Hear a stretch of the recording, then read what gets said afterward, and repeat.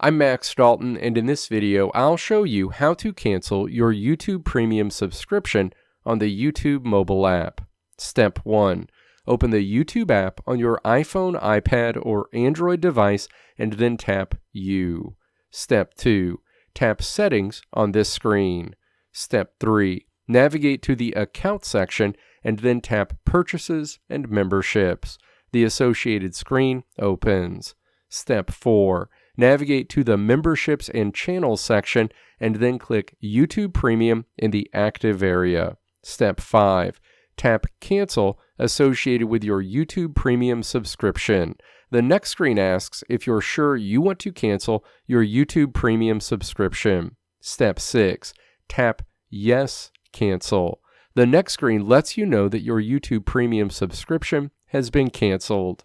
Let me know if this video helped you out in the comments below. If you liked what you saw here, click the video links on the right side of the screen to check out another video. Or click the logo on the left side of the screen to check out my tutorial website at www.maxdalton.how.